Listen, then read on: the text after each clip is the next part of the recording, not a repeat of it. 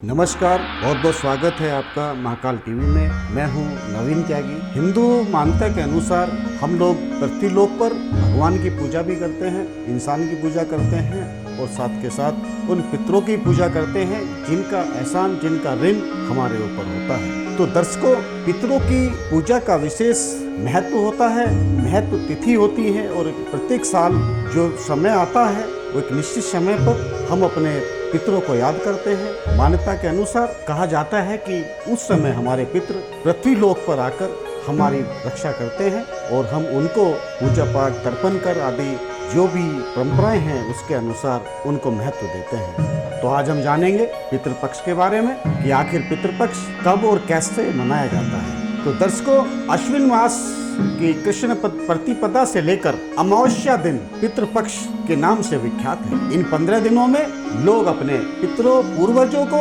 जल देते हैं तथा उनकी मृत्यु तिथि पर पावन श्राद्ध करते हैं। हमारे जो पूर्वज हैं, जो इस पृथ्वीलोक को छोड़कर जा चुके हैं, उनको श्रद्धांजलि देने के लिए, तर्पण के लिए पितृपक्ष का जो समय है, ये 15 दिन का जो समय है, ये बड़ा महत्वपूर्ण है। माता पिता आदि परिवार में मनुष्य की मृत्यु के पश्चात उसकी तृप्ति के लिए श्रद्धा पूर्वक किया जाने वाला कर्म को पितृ श्राद्ध कहते हैं। श्रद्धा इंद्र श्राद्धम, जो श्रद्धा से किया जाए वह श्राद्ध है। भावार्थ है कि प्रेत और पितृ के निमित्त उनकी आत्मा की तृप्ति के लिए श्रद्धा पूर्वक जो अर्पित किया जाए वही श्राद्ध है। हिंदू धर्म में माता पिता की सेवा को सबसे बड़ी पूजा माना गया है। इसलिए हिंदू धर्म शास्त्रों में पितरों का उद्धार करने के लिए पुत्र की अनिवार्यता मानी गई है। जन्मदाता माता पिता को मृत्यु उपरांत लोग विस्मृत न कर दे, इसलिए उनका श्राद्ध करने का विशेष विधान बताया गया है।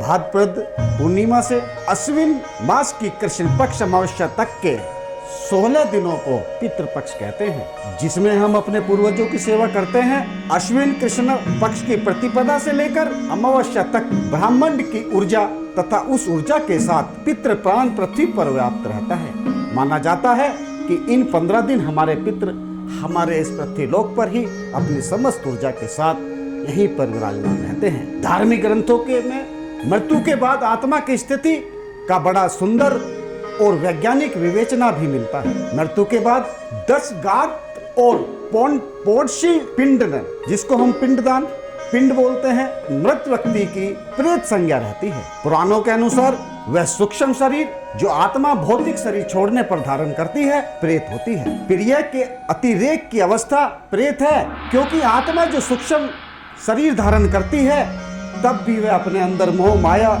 सुख और प्यास का अतिरेक होता है। क्षय पिंडन के बाद वह पितरों से सम्मिलित हो जाता है।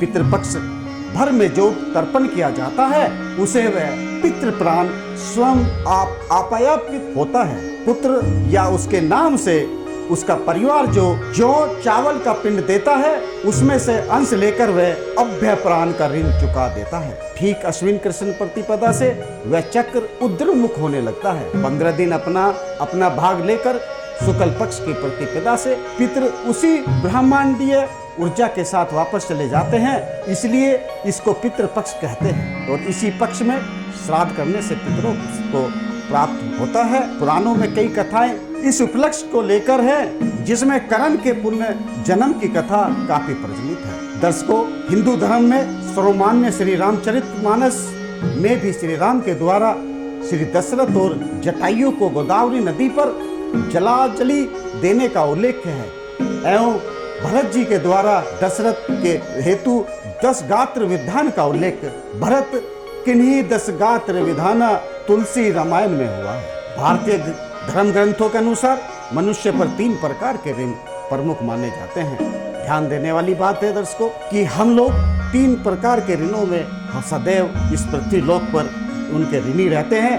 पितृ ऋण, देव ऋण तथा ऋषि ऋण। इनमें पितृ ऋण सर्वप्रिय है। पिता का जो ऋण है वो हमारे जीवन में सबसे बड़ा ऋण है। पितृ ऋण में पिता के अतिरिक्त माता तथा वे सभी बुजुर्ग भी सम्मिलित हैं, जिन्होंने हमें अपना जीवन धारण करने तथा उसका विकास करने में सहयोग दिया। पितृपक्ष में हिंदू लोग मन, कर्म व वाणी का संयम का जीवन जीते हैं। पितरों का स्मरण करके जल चढ़ाते हैं, निर्धनों एवं ब्राह्मणों को दान देते हैं। पितृपक्ष में प्रत्येक परिवार में मृत माता पिता का श्राद्ध किया जाता है, परंतु गया के श्राद्ध का विशेष महत्व है। वैसे तो इसका भी शास्त्रीय समय निश्चित है, परंतु गया सर्वकालेषु पिंड दधाति विसर्जन कहकर सदैव पिंड दान करने की अनुमति दे दी गई है। तो दर्शकों, पितृपक्ष या श्राद्ध की जो 2021 में शुरू होने जा रहे हैं, 20 सितंबर से लेकर 6 अक्टूबर तक बहुत सारी मान्यताएं हैं पितृपक्षों को लेकर। बहुत से लोग ये सोचते हैं कि पितृपक्ष में कोई भी नया काम नहीं किया जा सकता, जबकि हम ये कहते हैं कि जब हमारे पितृ जिनके हमारे ऊपर ऋण है, जो हमारे पूर्वज हमें धरती लोक पर हम उनके द्वारा ही उत्पन्न यहाँ पर हैं, तो उनकी विशेष कृपा हमारे ऊपर होती है। तो विशेषकर उन दिनों में कोई भी कार्य करेंगे वो सर्व सिद्ध होगा। विशेषकर मैं सभी से ये कहना चाहूँगा कि इन पितृपक्ष में हो सके तो मांस मदिरा का सेवन ना करें। कोई भी ऐसा गलत कार्य ना करें जिससे हमारे पितरों को दुख पहुँचे, क्योंकि हमारा जो ऊपर पितरों का जो भी हमारे ऊपर आशीर्वाद है, हम उनके बिना ही इस जीवन पर कुछ नहीं कर सकते। आपने कभी कभी देखा होगा किसी की कुंडली में पितृदोष, अगर किसी कुंडली में पितृदोष हो जाता है तो उस व्यक्ति की सफलताओं में अंतर आ जाता है। वह व्यक्ति किसी भी कार्य में हाथ डालेगा तो उसको सफलता नहीं मिलेगी। तभी ज्योतिषाचार्य आप सभी को जिन की कुंडली में पितृदोष होता है तो उसके निवारण के लिए पितरों की पूजा करने के लिए बोलते हैं। तो दर्शकों, मेरा मानना तो ये है कि हमें हमेशा अपने पूर्वजों का, हमें अपने माँ बाप का रोजाना पूजा करनी चाहिए, उनको याद करना चाहिए, क्योंकि उन्होंने द्वारा हम जो आज जीवन जी रहे हैं वो उन्हीं के द्वारा दिया गया है। अगर आप रोजाना नहीं कर सकते तो विशेषकर जो ये पितृपक्ष का जो है महीना है, पितृपक्ष के जो ये 15 दिन हैं, उसमें आप अपने पूर्वजों को, अपने माता पिता जो भी आपके पूर्वज हैं, ये नहीं है कि कोई भी जरूरी आप किसी भी अपने पितरों का, किसी भी अपने पूर्वजों का श्राद्ध कर सकते हैं। उसमें जो पितृ श्राद्ध के अंदर जो विधि है, श्राद्ध किस तरह से मनाते हैं, तो श्राद्ध में सबसे पहले जो है कौवों का विशेष योगदान है, क्योंकि कहा जाता है कि हमारे जो पितृ हैं वो कौवों के रूप में आकर जो भी श्राद्ध में सामग्री बनाई जाती है उसको धारण करते हैं, और सबसे पहले